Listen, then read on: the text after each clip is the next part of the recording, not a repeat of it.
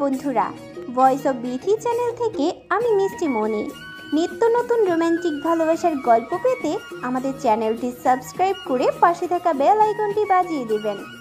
Like এবং comment share করতে ভুলবেন না। ধন্যবাদ। হসপিটালের বেডে নীলস ভঙ্গিতে শুয়ে আছে মায়া। তার ঠিক পাশের কেবিনে অবস্থান করছে আরাফ খান। এমার্জেন্সি অপারেশন থিয়েটারে জসিমের অবস্থান। অপারেশন চলছে বিগত ঘন্টা ধরে। ক্ষতবিক্ষত অবস্থা তার। মায়াকে বাঁচাতে গিয়ে জোরালোভাবে মাথায় আঘাত পেয়েছে সন্ত্রাসীদের হাতে। প্রচুর রক্তক্ষয় হয়েছে। আসিফ সেখান থেকে উদ্ধার করেছে আরাফ খান ও জসিমকে সোজা হসপিটালে অ্যাডমিট করিয়েছে। আরাফ খানের উপরও হামলা হয়েছিল, সেখান থেকে অজ্ঞান অবস্থায় তুলে এনেছে আসিফ। স্যালাইন চলছে তার হাতে। অবস্থা খানিকটা এখন ভালো, সুস্থ তিনি। হুঁশ ফিরেছে আরও ঘন্টা তিনেক আগে। উপস্থিত নিজের পরিবারের সাথে কথা বলছে হাসি মুখে। মাথায় আর বাহুতে ব্যান্ডেজ করা। হেনা খান কেঁদে কেটে বুক ভাসাচ্ছেন। খান পরিবারের প্রতিটা সদস্যদের জানানো হয়েছে ইতিমধ্যে তাদের হামলার কথাটা। বিকেল থেকেই খান পরিবারের প্রতিটা সদস্যই হসপিটালে ভিড় জমিয়েছিল। উপস্থিত ছিল হেনা খানের দুই কন্যা সাহেবা ও মেহেরবান। তাদের স্বামী ও সন্তানরা এতক্ষণ যাবৎ হসপিটালেই ছিল। লন্ডন ফোন করে আয়নকেও জানানো হয়েছে তাদের পরিস্থিতির কথা। উত্তেজনায় পাগল পাগল হয়ে ফিরে আসছে বাংলাদেশে সে।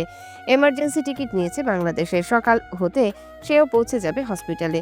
মায়ের পরিবারও বাদ যায়নি, তাদেরও জানানো হয়েছে কিছুক্ষণ আগে। মেয়ের অবস্থা শুনে কান্নায় জর্জরিত হয়ে তারাও রওনা হয়েছে প্রায় সাথে সাথেই। ঢাকায় পৌঁছাতে আরও ঘণ্টাখানেক লাগবে। রাত ১টা। কিছুক্ষণ আগে আরাফ খান জোরপূর্বক সবাইকে বাসায় পাঠিয়েছে হসপিটাল থেকে। বলেছে রাতটা না থেকে সকালে আবার সবাইকে আসতে। শুধু হেনা খান যায়নি, স্বামী আর সোনামাকে রেখে। দুজনই ওনার কলিজার মানুষ। তাদের বিধ্বস্ত অবস্থা দেখে অনবরত কেঁদেই চলছে। আরাফ খান নিষেধাজ্ঞা করেও কোনো কাজ হচ্ছে না তার। একবার মায়ার কেবিনে যাচ্ছে তো একবার আরাফ খানের পাশে থাকছে। হেনা খানের সাথে হসপিটালের আসিফও রয়েছে। রিদ ছিল ঘণ্টাখানেক সময়। নিজের পরিবারকে হসপিটালে ভিড় জমাতে দেখে আসিফকে পাহারায় রেখে সে নীরবে চলে গেছে, কারণ অতিরিক্ত ইমোশনাল সিন কোনো কালেই পছন্দ না তার। আর এই মুহূর্তে সেই কাজটাই করবে নিজের পরিবার। তাই নীরব ভঙ্গিতে প্রস্থান করে হসপিটাল থেকে। মায়ার জ্ঞান ফিরেনি। মাথায় ছোটখাটো ব্রেন স্ট্রোক হয়েছে। পরিস্থিতির চাপে পড়ে গেছে অনেকটা। বিগত ১০ ঘন্টা যাবৎ সে বেহুশ। প্রথম বেহুশ থাকলেও পরে ডাক্তার ফুল পর ইঞ্জেকশন দিয়ে ঘুম পাড়িয়ে রেখেছে মায়াকে। ট্রমা থেকে বের হওয়ার জন্য মস্তিষ্ক ঠান্ডা থাকা প্রয়োজন বলে মনে করছে ডাক্তাররা। সেই থেকেই ঘুম। বাম হাতে ক্যানুলা লাগানো। স্যালাইন চলছে ধীর গতিতে। হৃদ স্বাভাবিক ভঙ্গিতে কেবিনে ঢুকে প্রথমে দৃষ্টি পড়ে মায়ার শুকিয়ে যাওয়া মুখটার দিকে। এক পলক সেদিকে তাকিয়ে থেকে কপাল কুঁচকে তাকায় পাশে উপস্থিত ঘুমন্ত নার্সটার দিকে। মায়ার পাশে চেয়ারে বসে দিব্যি ঘুমাচ্ছে সে। হৃদ বিরক্ত চোখে নিজের হাত ঘড়িটা দেখে নেয়। রাত ১টা ১৩ চোখ আউড়িয়ে আবার তাকায় মায়ার দিকে। মেয়েটা এত ঘুমাচ্ছে কেন? এতক্ষণে উঠে যাওয়ার কথা নাকি? ইচ্ছে করে এই নারী ঘুমাচ্ছে এখনো। এই নারীর বিশ্বাস নেই তাকে জানানোর জন্য সবকিছু করতে পারে এই অবাধ্য নারী। কথাগুলো মনে মনে আউড়িয়ে বিরক্তি নিয়ে গিয়ে দাঁড়ায় মায়ার বেডের পাশে।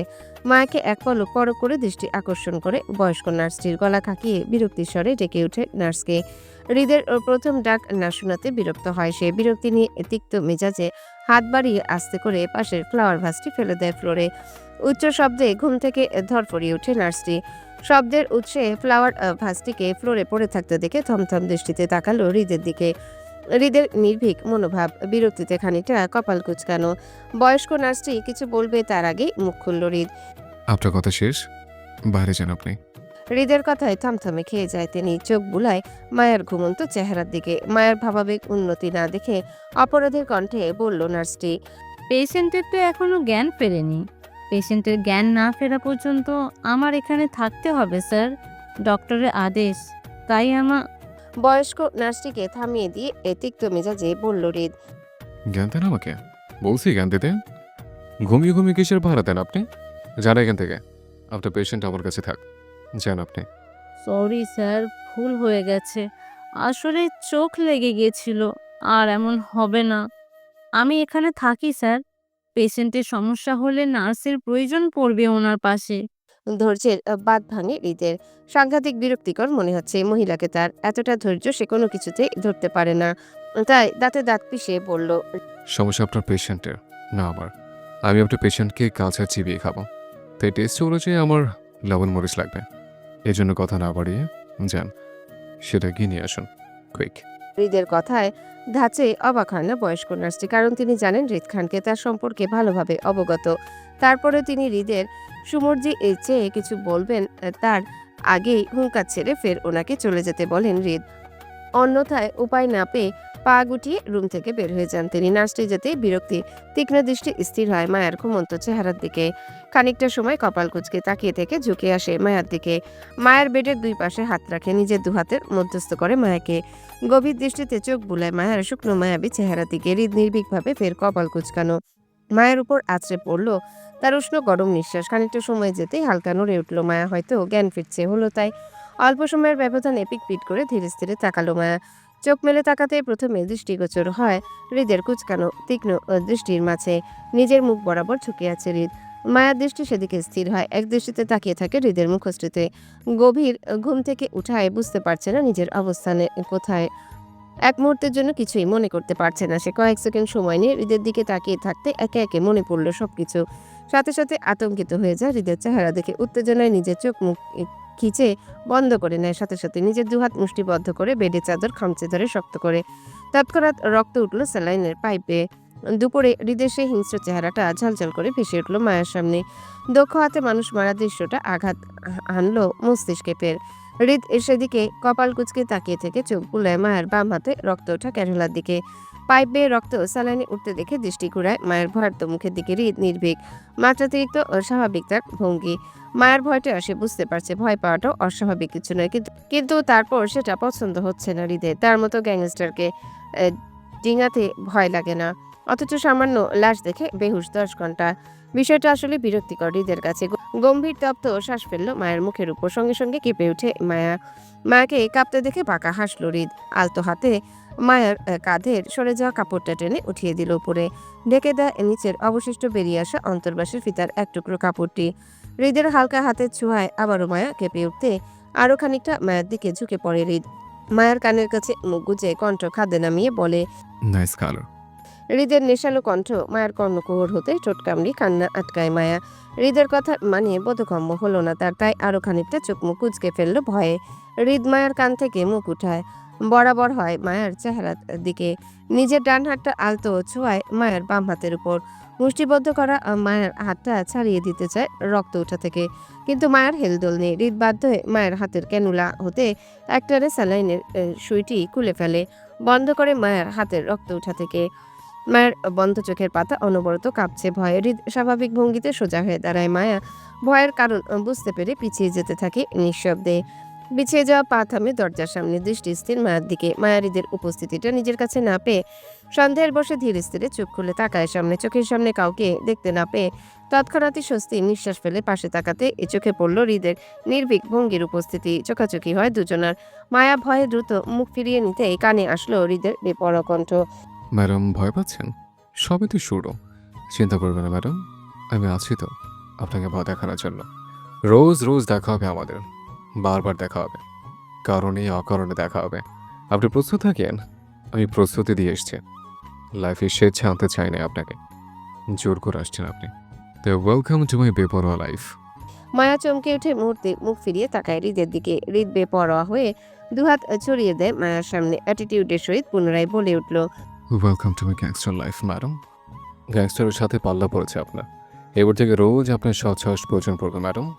হসপিটাল থেকে সুস্থ হয়ে নয়, বরং সাহস নিয়ে বাসে যান। কিন্তু আজকাল শুধু আপনার সাহসের প্রয়োজন হবে, কারণ আমি আছি তো আপনাকে ভয় দেখানোর জন্য। আপনাকে মারার প্ল্যানিং করে এসছি এবার। পারলেই নিজেকে বাঁচেন আমার থেকে। আমি এখানে, আপনিও এখানে। কথাগুলো শেষ করে প্রস্থান করে সে। যে ধাপে এসেছিল সেই ধাপে বেরিয়ে গেল সে। মধ্য থেকে হৃদের বেপরোয়া কথায় শরীর অনবরত কেঁপে ওঠে মায়ার। হৃদের এতটা কাছে আসা আজই প্রথম, তার উপর আবার হৃদ মায়াকে মারতে চায়। তাই মায়ার চিন্তা, এই হৃদ ভয়ানক গুন্ডা মানুষ, অকারণে মানুষ মারে অনবরত। হৃদ ভাইয়া খুনি, বাজে সন্ত্রাসী মানুষ। সে দেখেছে তার হৃদ ভাইয়াকে মানুষ খুন করতে। যারা মানুষ খুন করে তারা ভালো হয় না কখনো। হৃদ ভাইয়াও ভালো না। দুনিয়ার সবচাইতে নিষ্ঠুর খারাপ মানুষ তার হৃদ ভাইয়া। মায়ের কান্নাগুলো দলা পাকিয়ে আসে গলায়। নিজেকে বাঁচাতে চায় তার সন্ত্রাসী হৃদ ভাইয়া থেকে। কে বাঁচাবে তাকে এই মানুষ থেকে? মায়ের কি বাঁচার কোনো উপায় নেই? উত্তেজনা টান টান হয়ে গাড়ি থেকে নেমে দৌড়িয়ে হসপিটালে প্রবেশ করে আয়ন। সারা রাতের অঘুম আর জার্নিতে ক্লান্তিটা স্পষ্ট মায়াবী চেহারায়। এয়ারপোর্ট থেকে সোজা হসপিটালে এসেছে সে। খানিকটা বিধ্বস্ত চেহারায় হসপিটালের করিডোর ধরে দৌড়ায়। উদ্দেশ্য নিজের নানা ভাই ও মায়াকে দেখা। হামলার খবর পাওয়ার পর থেকে ছটফট করছে সে। ভিতরটা খা খা করছে মায়াকে এক পলক দেখার জন্য। হসপিটালের ফার্স্ট ফ্লোরে থেকে সেকেন্ড ফ্লোরে উঠে করিডোর ধরে কিছুটা পথ দৌড়াতে চোখে পড়ল করিডোরে রেলিং ধরে নিচের দিকে হেলিয়ে পড়া মায়াকে। লম্বা চুলের বেনি করে পিঠের উপর ছাড়া, সামনের দিকে ঝুঁকে কিছু একটা করার চেষ্টা করছে সে। গায়ে সাদামাটা গাউন জড়ানো। মায়ের সামনের দিকে ঝুঁকে থাকা চেহারাটা স্পষ্ট নয়। পিঠ দৃশ্যমান আয়নের সম্মুখে। থেমে যায় আয়নের পা। শীতল হয় আয়নের প্রশস্ত বুকখানা। মায়াকে স্বাভাবিক অবস্থায় দাঁড়িয়ে থাকতে দেখে দৌড়ে যায় সেদিকে। আকস্মিকভাবে মায়ার বাহু টেনে চেপে ধরে নিজের প্রশস্ত বুকের মাঝে। দুহাতে জাপড়ে ধরে মায়ের পিঠ। আকস্মিক ঘটনায় ভয়ে চমকে ওঠে মেয়েটি। শক্তপোক্ত হাতের পেশিতে পড়ে দম বন্ধ হয়ে আসছে তার। মুহূর্তে ছটফট করে উঠে আটকে থাকা বাহুবন্ধন থেকে ছাড়া পাওয়ার জন্য। কিন্তু আয়ন অনড়, কিছুতে ছাড়তে নারাজ মায়াকে। নিজের উত্তেজনায় বুকটি শীতল করতে চায় মায়াকে বুকে নিয়ে। মেয়েটির ছটফট আয়নের বোধগম্য হচ্ছে না। এক পর্যায়ে মেয়েটি ছাড়া পাওয়ার জন্য ছটফট করতে করতে ভয়ার্ত কণ্ঠে বলল, ছাড়ুন। আয়ন শুনতে নারাজ, তাই নিজের বাক্যে অধৈর্য গলায় বলল সে। তোমাকে নিয়ে প্রচুর ভয় পেয়ে গেছিলাম আমি। মনে হচ্ছিল এই বুঝি হারিয়ে ফেলবো তোমায়। আবহাওয়া বাঁচিয়েছে তোমায়। প্লিজ কিছুটা সময় থাকো আমার এই অশান্ত বুকে। বড্ড ছটফট করছে তুমি কিন্তু বুকটা। প্লিজ 2 মিনিট চাই আমার। আয়নের কথায় দ্বিগুণ ছটফট করে ওঠে মেয়েটি। উত্তেজনায় নিজেকে ছাড়ানোর চেষ্টা করে বলল, প্লিজ ছাড়ুন আমাকে, কে আপনি? অপরিচিত কণ্ঠে চমকে উঠল আয়ন। নিজের হাতটা একটু ঢিল হতে আয়নকে ধাক্কা দিয়ে ছিটকে সরে গেল মেয়েটি। চোখ মুখ ভয়ে কুচকানো, বিষণ্ণতা ভাব, চোখগুলো চাপা রাগে ঝলঝল করে ওঠে। শাসিত চোখ। আয়ন হতভম্ব হয়ে যায় অপরিচিত মেয়েকে নিজের সামনে দেখে। পেছন থেকে মেয়েটিকে মায়া ভেবে জড়িয়ে ধরেছিল। মেয়েটির শরীর জুড়ে মায়া মায়া গন্ধ আসছিল তার। তাই বুঝতে পারেনি মেয়েটি মায়া নয়, অন্য কেউ। অস্থিরতা আর কিছু ভাবতে পারেনি আয়ন। এই মুহূর্তে কিছু ভাবার সময় নেই, তাই শুধু মায়াকে এক পলক দেখা প্রয়োজন। তাই মেয়েটিকে কিছু বলার সুযোগ না দিয়ে উল্টো পথে দৌড় লাগায় আয়ন। উদ্দেশ্য মায়ের কেবিন। আয়নের হুট করা কাণ্ডে ভ্যাবাচেকা খেয়ে যায় মেয়েটি। ঠোঁট উল্টিয়ে তাকায় সেদিকে। এই মুহূর্তে তার ভীষণ কান্না পাচ্ছে। বলতে গেলে ফ্লোরে কড়াগড়ি করে কান্না করতে ইচ্ছে করছে তার। জানা নেই শোনা নেই হুটহাট একটা অসভ্য লোক এসে তাকে জড়িয়ে নিল। নিজের ভুল বুঝতে পেরেও তাকে সামান্য সরিটুকু বলল না। মেয়েটি আবারও ঠোঁট উল্টিয়ে তাকায় আয়নের দৌড়ান্ত পথের দিকে। রাগে বিড়বিড় করে বলে ওঠে, অসভ্য শহরে অসভ্য লোকের বসবাস, নোংরা লোক। ছি। আয়ন হতভম্ব হয়ে প্রবেশ করলো মায়ের কেবিনে। দরজা দিয়ে ঢুকতে স্তব্ধ হয়ে যায় মুহূর্তে। থেমে যায় অস্থির পা দুটো। কয়েক জোড়া চোখের দৃষ্টি স্থির হলো তার উপর। সবার হতবাক দৃষ্টি পড়ল আয়নের উপর। উপস্থিত সবাইকে দেখে থমথমে খেয়ে যায় সে। গুটিয়ে নেয় নিজেকে, অপরাধীর মতো এগিয়ে যায় সামনে। আয়নকে বাংলাদেশে দেখে এগিয়ে আসে মেহেরবান। এই মুহূর্তে হসপিটালে নিজের ছেলেকে আশা করেননি তিনি, তাই তিনি আয়নের সামনে দাঁড়িয়ে অবাক সুরে বলেন, বাংলাদেশে কখন এসেছো আয়ন? আর তুমি বাংলাদেশে আসবে সেটা আমাকে জানাওনি কেন? মায়ের প্রশ্নে ইতস্তত বোধ করলো আয়ন। উত্তেজনায় কাউকে জানাতে পারেনি নিজের ফিরে আসার কথা। পরিস্থিতি বুঝে চোখ আওড়ায় মায়ের শুকিয়ে যাওয়া মুখের দিকে। মায়ের দৃষ্টি স্থির আয়নের উপর। আয়নের তাকানোতে সাথে সাথে চোকাচোকি হয় দুজনের। আয়ন এক পলক সেদিকে তাকিয়ে থেকে রুমের চারিপাশে চোখ বুলায়। বেশ কিছু অপরিচিত কৌতূহলী চোখও তার দিকে তাকানো। আয়ন বুঝতে পারে তারা মায়ের পরিবার। বেশ কয়েকবার ফোনে কথা বলেছিল তাদের সাথে আয়ন। আরাফ খানের ফোনে তাদের ছবি দেখেছিল সে। আয়নের চুপ থাকার মধ্য দিয়ে কানে আসলো মায়ের ধারালো তীক্ষ্ণ কণ্ঠ। মেহেরবান পুনরায় প্রশ্ন করে বলল, তোমার না লন্ডনে এক্সাম ছিল, সেটার কি হলো? আয়ন ইতস্তত বোধ করে মিহিসুরে বলল। কিচ্ছু হয়নি মা। আয়নের উত্তরে সন্তুষ্ট হলো না মেহেরবান। তিনি ছেলে মেয়েদের পড়াশোনার ব্যাপারে বেশ পাঞ্চুয়াল। আয়নের ক্যারিয়ার নিয়ে বেশ সচেতন। আয়নের এক্সাম রেখে এইভাবে চলে আসাটা পছন্দ হয়নি ওনার, তাই অধৈর্য গলায় পুনরায় বলল, কিছু হয়নি মানে? আমার জানা মতে তোমার পরীক্ষা চলছিল লন্ডনে। তাহলে এতটা জার্নি, ক্লান্ত শরীর, অস্থির মনে টানাপোড়েন চলছে নিজের মাঝে আয়নের। তাই ঠিকঠাক উত্তর বসাতে পারছে না নিজের মাকে। বুক ফুলিয়ে শ্বাস নিয়ে শান্ত করলো নিজেকে। ভেজা গলায় বলল, এক্সামে গ্যাপ ছিল কয়েকদিন, তাই চলে আসলাম মা। 2 দিন থেকে আবারও চলে যাব। এক্সামের কোনো ক্ষতি হবে না মা, ট্রাস্ট মি। মেহেরবান ছেলের হুটহাট ফিরে আসাতে সন্তুষ্ট হয়নি, তাই আবারও কিছু বলবে পাশ থেকে থামিয়ে দেয় হিনা খান। মেয়েকে ধমক দিয়ে কাছে ডাকলো আয়নকে। আয়ন সেদিকে যায়। মেহেরবান পরিস্থিতি বুঝে চুপ করে যায়। আপাতত ওনার চুপ থাকাটা শ্রেয় মনে হচ্ছে। মায়ার রুমে আরাফ খানও শিফট করেছে সকালে হেনা খানের কথায়। পাশাপাশি বেডে শুয়ে আছে দুজন। আরাফ খান সবার সাথে হাসি খুশি কথা বলছেন। মায়ের হাতে গরম গরম স্যুপ খাচ্ছে আর বারবার আর চোখে আয়নকে দেখছে। এখন খানিকটা সুস্থ মায়া। মায়ার পরিবার হসপিটালে আসতে আসতে রাত ৩টা বেজে গেছে, সেই থেকে তারা হসপিটালে আছে। মায়ার মা রেহানা বেগম সবার সাথে হাসি খুশি কথা বললেও শফিকুল ইসলাম নিজের মেয়েকে ছাড়া অন্য কারোর সাথে কথা বলছেন না। অত্যন্ত গম্ভীর মুখ করে বসে আছেন মেয়ের পাশে, প্রয়োজন ছাড়া নিজের স্ত্রীর সাথেও কথা বলছেন না তিনি। এতে করে মায়ের মা রেহানা বেগম স্বামীর এমন কাজে সবার সামনে খানিকটা ইতস্তত বোধ করলেও কিছু বলে না। নিজের স্বামী শফিকুল ইসলামকে বললেও কিছু হবে বলে মনে করছেন না তিনি। স্বামীর মনে চাপা রাগটা বুঝতে পারেন তিনি। খান পরিবারকে নিয়ে শফিকুল ইসলাম অনেক স্ট্রিক্ট মানুষ, সোজাসাপটা কথাবার্তা ওনার, অত্যন্ত গম্ভীর ন্যায় চলাফেরা তার। রেহেনা বেগমের দীর্ঘ নিঃশ্বাস ফেলে। কবে যে সবকিছু ঠিকঠাক হবে সেই আশায় বুক বেঁধে আবারও চামচ ভরা স্যুপ তুলে দেয় মায়ের মুখে। আরাফ খানের পাশে হেনা খান হাসি মুখে বসা, বাবার পায়ের কাছে সাহেবা বসা, মেহেরবান দাঁড়ানো। আয়ন গুটি পায়ে এগিয়ে চেয়ার টেনে বসে আরাফ খানের বেডের পাশে। হালকা ঘাড় ঘুরিয়ে মাকে এক পলক দেখে নিয়ে তাকায় আরাফ খানের মুখের দিকে। সে কিছু বলবে তার আগে প্রশ্নের সম্মুখীন হয় আরাফ খানের। তিনি দুষ্টু হেসে ভ্রু নাচিয়ে বলল, ডাক্তার সাহেব, আপনার জন্য এত ভালোবাসা, এক রাতে সোজা লন্ডন থেকে বাংলাদেশ, নট ব্যাড। এই ভালোবাসার দাবিদার কি আমি একাই, নাকি আরও কেউ সংযুক্ত আছে আশেপাশে ডাক্তার সাহেব? আয়ন ইতস্তত বোধ করে, খানিকটা লজ্জাও পায় আরাফ খানের কথায়। আরাফ খানের কথায় স্পষ্ট সবাই আয়নের পাগলামোর কারণ ধরতে পেরেছে, মায়াকে ঘিরে উত্তেজনা বুঝতে পেরেছে। মায়ের সাথে তার এঙ্গেজমেন্টের বিষয়টা খান পরিবারের সবাই জানলেও মায়ের পরিবার এখনো অবগত নয়, তাই তারা বিষয়টা ভুল বুঝতে পারে এমনটা ভেবে আর চোখে পাশে থাকায় আয়ন। মায়াও রেহানা বেগমের দৃষ্টি তার উপরেই, কিন্তু শফিকুল ইসলাম মেয়ের পাশে চেয়ারে বসে পত্রিকা পড়ছেন দিব্যি, সেদিকে আপাতত তার খেয়াল নেই। মনোযোগী নয় খান পরিবারের কারো কথায়। পরিবেশটা স্বাভাবিক দেখে লাজুক হেসে মাথা চুলকায় আয়ন। প্রতিউত্তরে কথা ঘুরিয়ে বলল, এখন কেমন আছে নানু ভাই? ডাক্তার সাহেব কি নিজের কথা ঘুমাচ্ছে? ও তার মানে ভালোবাসার আগে আরও কেউ আছে, তাই তো? আয়ন ইতস্ততায় ঘাড় ঘুরিয়ে নিজের মায়ের দিকে তাকায়। আরাফ খান যে তার পরিস্থিতির মজা নিচ্ছে বেশ ভালোই বুঝতে পারছে সে, তবে সেও ছেড়ে দেওয়ার পাত্র নয়। কিন্তু পরিস্থিতির চাপে পড়ে ভদ্র শাস্তে হচ্ছে তাকে। নিজের মা আর মায়ার পরিবার পাশে আছে বলে আরাফ খানের কোনো কথার উত্তর বসাতে পারছে না সে, আর সেই সুযোগটাই লুফে নিচ্ছে আরাফ খান। দুজনের মধ্যে বেশ দুষ্টু মিষ্টি সম্পর্ক সবার জানা।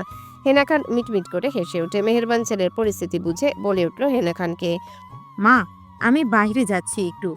মালাকে বলেছিলাম তোমাদের খাবার আনতে। ফোন করে দেখি কোথায় আছে মেয়েটা। আপা, তুই আমার সাথে আয় তো একটু বাইরে।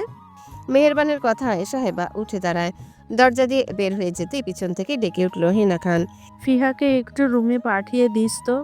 ফিহার সাথে জুইও বাইরে চা খেতে গেছে। মেয়ে দুটোকে ভেতরে পাঠিয়ে দিস কেমন? আচ্ছা মা। মেহেরবান চলে যেতেই নিজের মাঝে খানিকটা সহজ হয় আয়ন। চোখ ঘুরিয়ে তাকায় আরাফ খানের দিকে। দুষ্টুমি রেখে সিরিয়াস ভঙ্গিতে কপাল কুঁচকায় সে, তীক্ষ্ণ দৃষ্টিতে বলল, কাল কি হয়েছিল নানা ভাই? হামলাকারীরা কারা ছিল বলতে পারো কিছু? মুখের ভঙ্গি বদল হয় আরাফ খানের। তিনি ভয়ার্ত চোখে তাকায় মায়ার দিকে। মায়ার চেহারায় ভয়টা স্পষ্ট।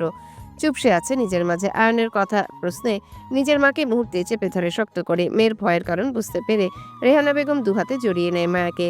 তার সাথে সাথে পত্রিকা থেকে চোখ তুলে তাকায় শফিকুল ইসলাম। মেয়ের হঠাৎ এতটা ভয়ের কারণ বুঝতে পারছে না।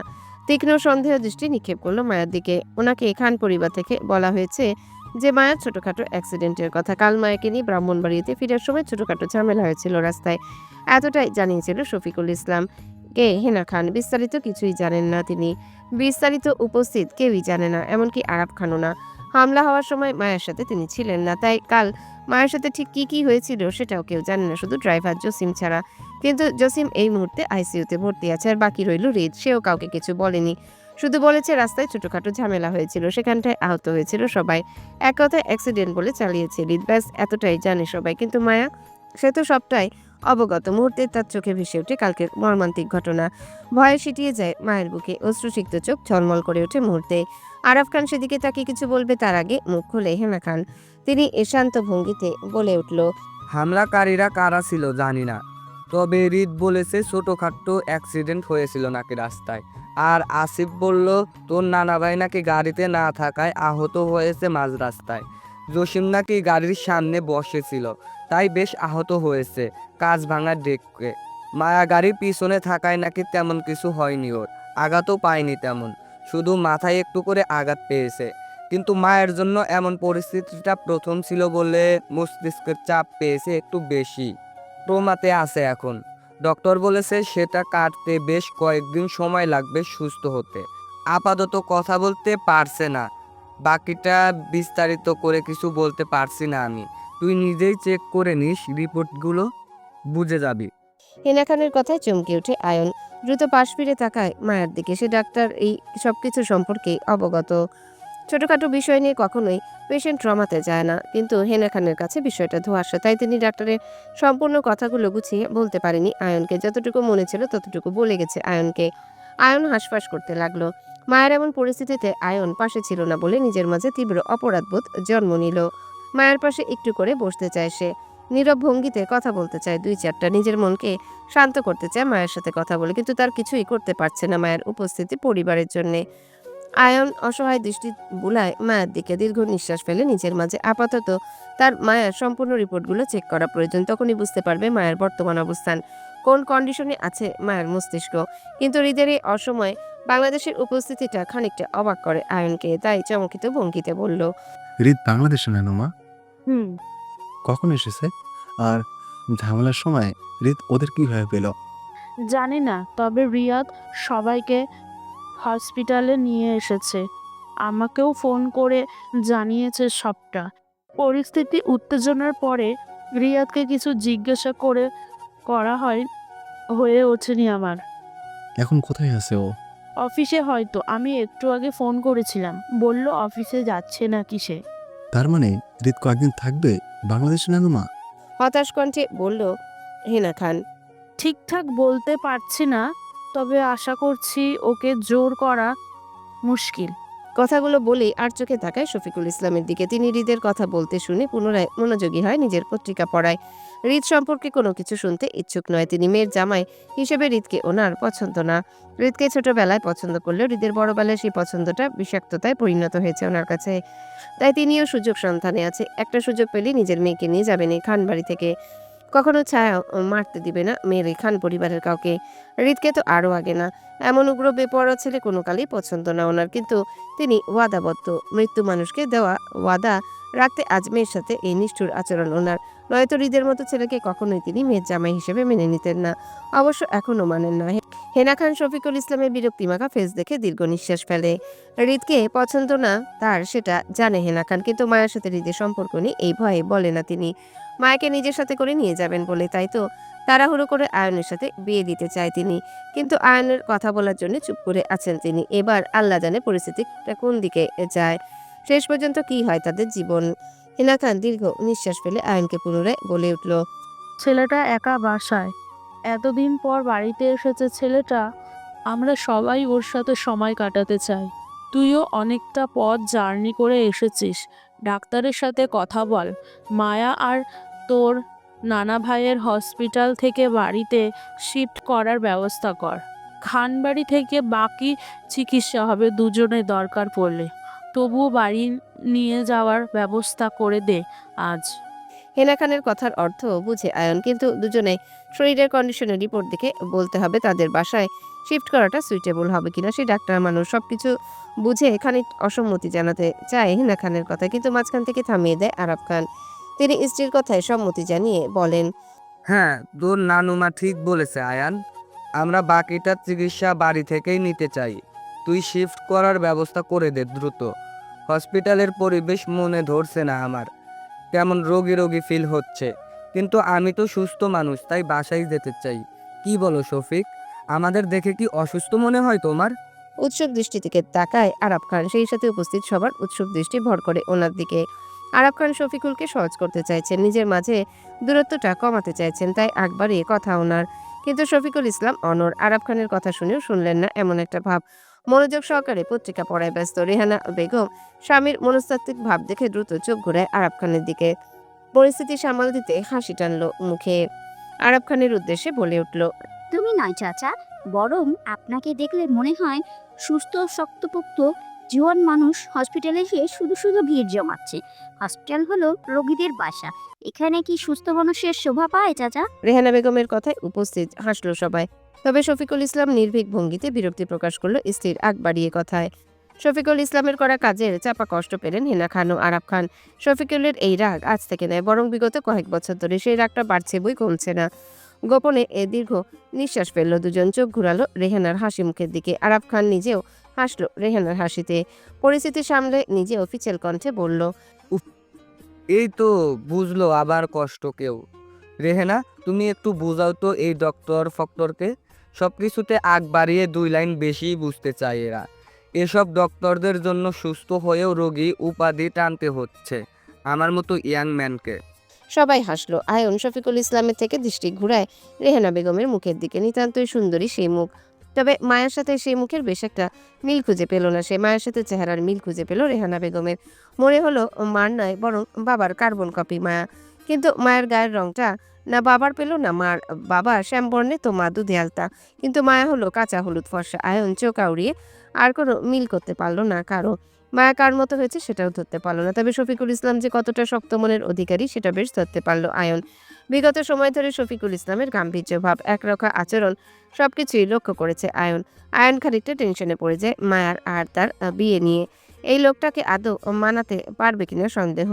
প্রথমে মায়ার পরিবারকে সহজভাবে নিলেও এই মুহূর্তে নিতে পারছে না। মায়ার বাবাকে দেখে মনে হচ্ছে মায়ার বাবা সাংঘাতিক খেসারত মানুষ। মেয়ে নিয়ে ঝামেলা করবে এটা নিশ্চিত সে। আয়ন কিছুটা টেনশনে পড়ে যায়। যদি মায়ার বাবা না মানে তাহলেও হাল ছাড়বে না সে। দেখা যাক ভবিষ্যতে কি হয় ওনাকে নিয়ে। আয়ন এক মনে ভাবলো কথাগুলো। পাশ থেকে আরাফ খানের কথা কানে আসতে ঘাড় ঘুরিয়ে থাকা সেদিকে নিঃশব্দে হেসে সম্মতি জানায় আরাফ খানকে। আয়ন উঠে দাঁড়ায় সবকিছুর ব্যবস্থা করতে। পিছনে ঘুরতে রুমে প্রবেশ করলো ফিহা। তার ঠিক পিছনে ভদ্রপায়ে প্রবেশ করলো আরও একটি মেয়ে। মেয়েটাকে দেখে মুহূর্তে খানিকটা চমকায় আয়ন। মনে পড়ে তখনকার হওয়া অ্যাক্সিডেন্টের কথা।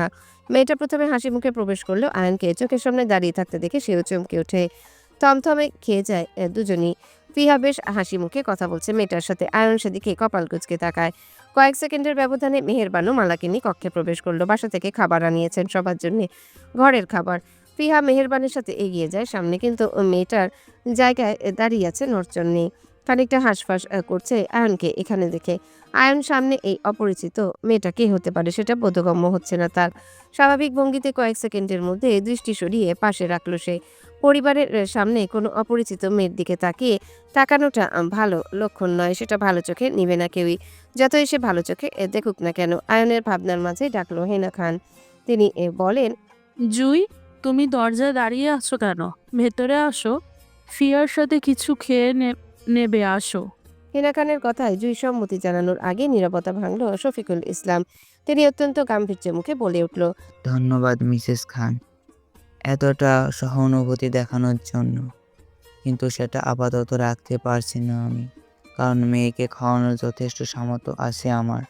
আমার মেয়েকে নিয়ে এতটা চিন্তা হওয়ার প্রয়োজন নেই। যতটা দয়া দেখাচ্ছেন ততটা প্রয়োজন নেই আমার মেয়েদের। তাছাড়া আমার মেয়ে নিয়ে অন্যের মাতামাতিটা পছন্দ না আমার। অত্যন্ত শক্ত গলায় বলল কথাগুলো শফিকুল ইসলাম। হেনা খানের সাথে অত্যন্ত কঠিন বাক্য ব্যবহার করলেও তার থেকে দ্বিগুণ কোমল হলো জুয়ের দিকে তাকিয়ে। নিজের কণ্ঠস্বর খাদে নামে আদুরের সহিত নিজের কাছে ডাকলো জুইকে। বাবার ডাকে গুটি পায়ে এগিয়ে গেল সেদিকে জুই। শফিকুল ইসলাম পাশে দাঁড়াতে মাথায় আদুরে হাত বোলালেন তিনি। কোমল স্বরে বলল, ক্ষুধা পেয়েছে তোমার? কিছু খাবে তুমি? বাবাকে বলো নিয়ে যাব তোমায় খাওয়াতে। যাবে তুমি? শফিকুল ইসলামের কথায় মুহূর্তে মাথা নাড়ায় জুই। রেহানা বেগমের দিকে চোখ তুলে তাকাতে তিনি চোখের ইশারায় বোঝায় খাওয়ার জন্য যেতে। রেহানা বেগমের ইশারা অনুযায়ী সাথে সাথে মিহি কণ্ঠে বলে উঠল জুই। যাবো আপু। মেয়ের কথায় সাথে সাথেই উঠে দাঁড়ায় শফিকুল ইসলাম। নিজের হাতের পত্রিকাটা কর্নার সাইডে টেবিলে রেখে গায়ের পাঞ্জাবিটা টেনে ঠিক করে। জুয়ের অনেকটাই খিদা পেয়েছে সেটা বুঝতে পারছেন শফিকুল ইসলাম। শেষে খাবার খেয়েছিল কাল রাতে। মধ্যরাতে মায়ের অ্যাক্সিডেন্টের কথা শুনে প্রায় সাথে সাথে পাগল হয়ে বের হয়েছিলেন ওনারা জুইকে নিয়ে ব্রাহ্মণবাড়িয়া থেকে। উত্তেজনায় কিছুই খাওয়ানো হয়নি জুইকে। সারা রাত না খেয়ে রয়েছে মেয়েটা। এখন সকাল 11টা বাজে। অনেকটা সময় ক্ষুধা রয়েছে পেটে। আপাতত মেয়েকে কিছু খাওয়ানো দরকার। বাবা হয়ে আরও আগেই খোঁজ নেওয়ার দরকার ছিল মেয়ের। খানিকটা অপরাধবোধ কাজ করলো মনে, কিন্তু সেটা প্রকাশ করলো না। অত্যন্ত গম্ভীর মুখে চলে যেতে নেয় জুইকে নিয়ে, কিন্তু আবারও ঘুরে দাঁড়ায়। হুট করে কিছু মনে পড়ে 2 কদম এগিয়ে যায় মায়ের দিকে। আদুরে হাত মায়ের মাথায় বুলিয়ে আদরের সহিত বলে ওঠে, আব্বু জুইকে নিয়ে কিছুক্ষণের মধ্যে ফিরে আসবো কেমন? তোমার কিছু লাগবে ঋতু? কি আনবো আব্বু তোমার জন্য? মায়া কথা বলতে না পারায় মাথা নাড়িয়ে সম্মতি জানায়, যার অর্থ তার লাগবে। মেয়ের সম্মতিতে হাসলো শফিকুল ইসলাম। পাশ থেকে খাতা কলম নিয়ে হাত বাড়িয়ে দিল মায়াকে, বলল, এটার মধ্যে লিখে ফেলো তো ফটাফট তোমার কি কি লাগবে। আব্বু আসার সময় নিয়ে আসবো তোমার জন্য। মায়ের বুক থেকে উঠে বসে মায়া, খাতা কলম হাতে নিয়ে লেখাতে সেদিকে উকি দেয় জুই। মায়া কি লিখছে সেটা দেখার চেষ্টা করে। মায়া নিজের লেখাটা শেষ করে শফিকুল ইসলামের দিকে এগিয়ে দেয়।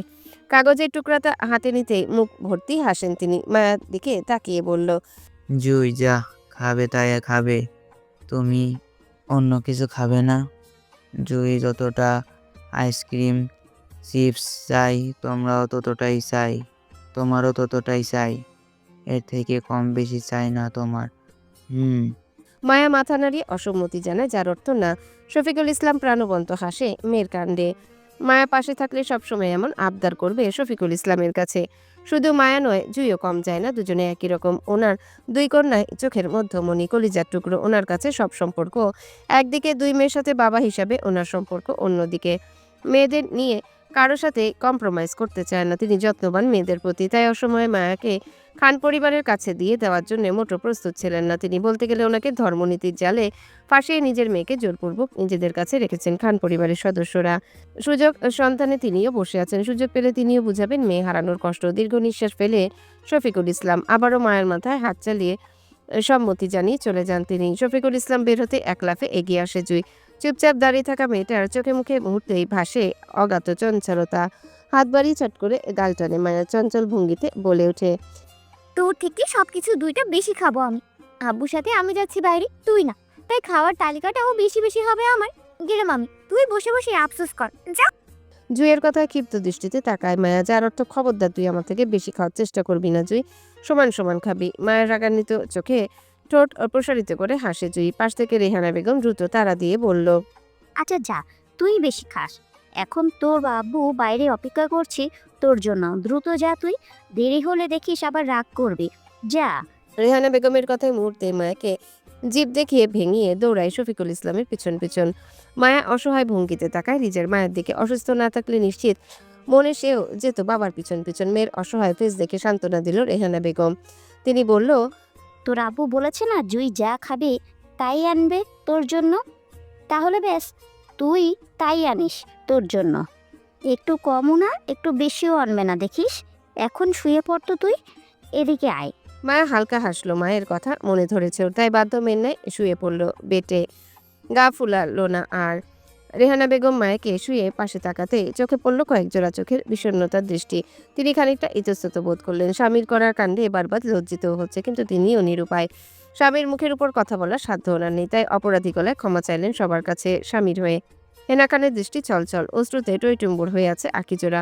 উপস্থিত সবাই এতক্ষণ মুগ্ধ দৃষ্টিতে তাকিয়েছিল মায়ার পরিপূর্ণ পরিবারের দিকে। শফিকুল ইসলাম মেয়েদের সাথে কতটা প্রাণবন্ত ও যত্নশীল সেটা মুগ্ধতা নিয়ে দেখছিল তারা। হেনা খান বুঝতে পারে শফিকুল ইসলামের মনের ব্যথা। ওনাদের জন্য শফিকুল ইসলামের সাজানো সুন্দর পরিপূর্ণ সংসারটা অপূর্ণ হয়ে আছে, কিন্তু তারাও নিরুপায়। মায়াকে ছাড়া খান পরিবারটাও তো অপূর্ণ। মায়াকে ফিরিয়ে দিলে তার স্বামী স্ত্রী থাকবে কি নিয়ে? তাই পরিস্থিতির দায়ে তারাও স্বার্থপর, দরকার হলে আরও হবে স্বার্থপর। তারপরেও মায়াকে দিবে না শফিকুলের সাথে যেতে। শফিকুলও তো একা নেই, তার তো আরও একটা মেয়ে আছে, তাদের ভালো থাকার কারণ এখন জুই। তাহলে তিনি কেন মায়াকে ফিরিয়ে দিবে তাদের কাছে? না, তিনি দিবেন না কিছুতেই। মনকে শক্ত করে তাকায় এর সামনে আয়নের দিকে আহত দৃষ্টিতে, যার অর্থ, আয়ন পারবি তো মায়ের পরিবারকে রাজি করাতে? পারবি তো তুই আমার এ সোনামাকে আমার কাছে রাখতে? আয়ন হেনা খানের দৃষ্টি বুঝে চোখের ইশারায় আশ্বস্ত করে, যার অর্থ সে আছে। দুজনের চোখে চোখে কথা হয়। বের হয়ে যায় আয়ন, মাথায় তার অন্য চিন্তা। অপরিচিত মেয়েটি মায়ের বোন এতটা নিশ্চিত সে, কিন্তু কখনো এই মেয়েটি সম্পর্কে অবগত ছিল না। সে কেউ বলেনি মায়ের সমবয়সী একটা বোন আছে। আচ্ছা, মেয়েটি কি মায়ের যমজ বোন? মায়া কি টুইন বোন? দেখে তো সেটাই মনে হলো আয়নের। তার জন্যই হয়তো সকালের করা কাণ্ডে বুঝতে পারেনি কাকে জড়িয়ে ধরলো সে। মেয়েটির শরীর থেকে মায়া মায়া গন্ধটাও পাচ্ছিল সে। পিছন থেকেও একদম মায়ের প্রতিচ্ছবি মনে হচ্ছিল তার। আয়ন দীর্ঘ নিঃশ্বাস ফেলে। সকালের কাজের জন্য অনুতপ্ত সে, কিন্তু ভিতরে টানা পড়ার জন্য তখন সরি বলার সুযোগ হয়নি। আর এখন মেয়েটির চেহারা দেখে মনে হচ্ছে মেয়েটিও আয়নকে ভয় পাচ্ছে। মেয়েটিকে সকালের করা কাজের জন্য সরি বলতে হবে, সবকিছু মিটমাট করতে হবে। কোনো কিছু ইচ্ছাতে হয়নি, অনিচ্ছাকৃত পরিস্থিতি ছিল তখন। এখন সুযোগ পেলে সরি বলে দিবে মেয়েটিকে। যেহেতু সে মায়ার বোন, তাই নিজেদের মাঝে কোনো ভুল বুঝাবুঝি চায় না অয়ন। যদি এর জন্য মায়া আয়নকে ভুল বুঝে তো। রাত 4:11। মায়ের হাত চেপে ধরে খানবাড়ির ড্রয়িং রুমে সোফায় বসায় হেনা খান। শরীরটা খানিকটা দুর্বল, আরাফ খানকে সোজা রুমে শিফট করা হয়েছে। শরীর দুর্বল হলেও দুজনেই চলাফেরা করতে পারছে খানিকটা। মায়ার মাথায় চারিপাশে ঘুরিয়ে ব্যান্ডেজ করা, শরীরে কোনো আঘাত নেই। আয়ন আরাফ খানের তদারকির জন্য সেখানটায় আছে। হেনা খান ছাড়া বাকি সবাই উপরে আরাফ খানের রুমে। মায়ার পাশে অবাক ভঙ্গিতে বসে আছে জয়ী। দৃষ্টি ওর খানবাড়ির বিলাসী পূর্ণতার গুঞ্জে গুঞ্জে। প্রভাব প্রতিপত্তি নিয়ে বানানো অহংকারী বাড়িটিকে দেখছে হতবাক হয়ে। জুই জানতো মায়ের শ্বশুর বাড়ি ধনী দুলালি, কিন্তু এতটা নামি দাবি হবে জানা ছিল না। অবাকের শীর্ষস্থানে সে। তখন থেকে শুধু গোল গোল চোখে চারিপাশে পর্যবেক্ষণ করে যাচ্ছে। মনোমুগ্ধকর এই খানবাড়ির প্রতিটা দৃশ্যপট। হেনা খান মায়াকে বসিয়ে পা বাড়ায় কিচেনের দিকে। জুই হেনা খানের যাওয়ার দিকে এক পলক তাকিয়ে থেকে নিজের অবাকতায় প্রশ্ন করলো মায়াকে। বলে উঠল, মায়া রানী, তোর শ্বশুরবাড়ি তো হিপ্পি বড়লোক। আব্বু বলে বড়লোকেরা নাকি অহংকারী টাইপের হয়। তো শ্বশুরবাড়ির মানুষগুলো কি তাই? আমার কিন্তু তাই মনে হয়। মানুষগুলোকে দেখলেই কেমন অহংকারী অহংকারী টাইপ লাগে। জুয়ের কথায় চোখ কুঁচকে তাকায় মায়া। খানবাড়ির কেউ অহংকারী নয়, সবাই প্রাণবন্ত মানুষ। খানবাড়িতে আসার পর থেকে দেখে আসছে সবার অগাধ ভালোবাসা, কিন্তু জুয়ের সেটা অবগত নয়। আজই প্রথম খানবাড়িতে পা রাখা জুয়ে। খানবাড়ির মানুষগুলোকে উপর উপর দিয়ে অহংকারী মনে হলো, ভিতর থেকে সবাই কোমল মনের মানুষ। দুদিন থাকলে জুইও বুঝে যাবে সেটা। মায়া নির্বাক। আপাতত মায়ার বাকশক্তি বন্ধ, কিন্তু শ্রবণ শক্তি তো ঠিকঠাক। জুই দুষ্টু হাসে। মায়াকে কথা বলতে না দেখে পুনরায় দুষ্টুমি ভাব টানলো মুখে। বলে উঠল, আমি তো ভুলে গেছিলাম, তুই তো এখন প্রতিবন্ধী। মুখে তো আপাতত তালা মারা। আচ্ছা, ব্যাপার না, তোর ভাগ্যের কথাগুলো আমি সেরে নেব নি। আমি আবার দয়ালু মানুষ। প্রতিবন্ধী মানুষদের দেখলে একটু দয়া মায়া তো হয়, বুঝলি? কথাগুলো বলে বেশ ভাব দিল মায়ের সাথে জুই। মায়ের কুচকানো চোখ দুটো মুহূর্তে রাগের আভাস ফুটে উঠল। জুইয়ের কথা মোটেও পছন্দ হয়নি ওর। সে কোনো প্রতিবন্ধী নয়।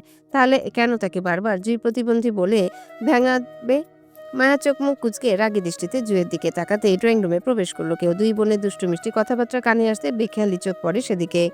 চলাপথ থামি স্থির হয়ে জায়গায়। পকেটে দুই হাত গুজিয়ে কপাল কুচকে তাকায় সেদিকে অবলোকন করে মায়াকে। মায়ের আগে হাত বাড়িয়ে সোফার কুশন ছুঁড়ে মারে জুইয়ের উপর। জুই দক্ষ হাতে সেটা ক্যাচ করে গা ঘেঁষে বসলো। মায়ের হাসি থামে একটা ভ্রু উঁচু করে বলে উঠল, প্রতিবন্ধী হয়েও গায়ে এত জোর?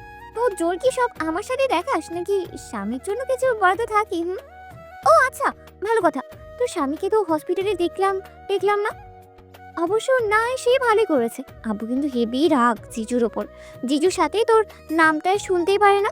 কয়েকদিন আগে আব্বুকে বলতে শুনলাম তুই নাকি 18 বছরের হলে তোর স্বামীকে ছেড়ে ব্রাহ্মণবাড়িয়াতে চলে আসবি একেবারে। কথাটা কি সত্যি মায়ু? আব্বু ভয়ে কাউকে জিজ্ঞাসা করতেই পারেনি বাড়িতে। এখন তুই বল, সত্যি কোনটা? জুয়ের পরপর কথায় মাথা আওড়ায় মায়া। ক্ষিপ্ত দৃষ্টি থেকে মুহূর্তে কপাল কুচকে আসে সেই দৃষ্টি। জুয়ের এসব কথা কোনো কিছুই অবগত নয় মায়ার। তাই কি উত্তর করবে তাও জানা নেই, কিন্তু অন্তত এতটা জানে, আর যাই হোক না কেন মায়া হৃদের সাথে কখনোই থাকবে না, থাকার কথাও না। তাদের বিয়েটা বাতিল হয়ে গেছে অনেক আগে। সেই সুবাদে হৃদ ভাই আর তার স্বামী নয়, আর মায়াও কারো স্ত্রী নয়। কিন্তু মায়ার পরিবার সে সত্যিটা সম্পর্কে অবগত নয়। হেনা খান বলেছে সময় হলে তিনি জানাবেন। আপাতত এখন মায়া কাউকে কিছু না জানাতে। মায়াও কথা রেখেছে, জানায়নি কাউকে। কিন্তু জুয়ের কথার উত্তরটা বোধগম্য নয়। জুয়ের দৃষ্টি থেকে নিজের দৃষ্টি সরিয়ে পাশে রাখতে বেখেয়ালি চোখ পড়লো দরজার সামনে। মুহূর্তে চমকে উঠল মায়া। হৃদের দৃষ্টি স্বচ্ছ, কপাল কুচকানো ভঙ্গিতে তাকিয়ে আছে দুইজনের দিকে। মায়া তাকানোতে সাথে সাথে চোখাচোখি হয় দুজনের। মায়া মুহূর্তে ভয়ে একটা হাত চেপে ধরে জুয়ের। ভয়ে উত্তেজনার সাথে সাথে হেরিয়ে পড়ে জুয়ের পিছনে মুখ লুকায়। এর সাথে সাথে মায়ের হুটহাট কাণ্ডে নির্বোধ হয় জুই। হঠাৎ করে কি হলো বুঝতে না পেরে নির্বোধ ভঙ্গিতে তাকায় সামনে। সাথে সাথে চোখ পড়ল হৃদকে। জুয়ের দৃষ্টি বদল হয়, হা করে তাকায় হৃদের মুখশ্রীতে। তার ঠিক পাশে আগমন ঘটলো হেনা খানের। হৃদকে দরজার সাথে দাঁড়িয়ে থাকতে দেখলো। তিনি হাসি মুখে কিছু বলবে তার আগে চোখ পড়লো জুয়ের অবাক করা দৃষ্টির দিকে। মায়া ঝুঁকে তাকায়, চোখে পড়লো না মায়াকে ওনার। তিনি জুয়ের দৃষ্টি অনুসরণ করে সাথে সাথে তাকায় সামনে। হৃদ স্বাভাবিক ভঙ্গিতে তাকিয়ে আছে সেদিকে। হেনা খান চমকে উঠে দুজনের দৃষ্টি বদলের বিষয়টিতে। তিনি মনে মনে আওড়ালো, হৃদ কি এতটা সময় নিয়ে জুইকে দেখছে? তার মানে হৃদ কি জুইকে মনে ধরেছে? তিনি চমকায়। অবশেষে হৃদ কাউকে পছন্দ করলো, এটাই অনেক। তাছাড়া দুজনের দৃষ্টি বলেছে কতটা গভীরভাবে দেখছে একে অপরকে।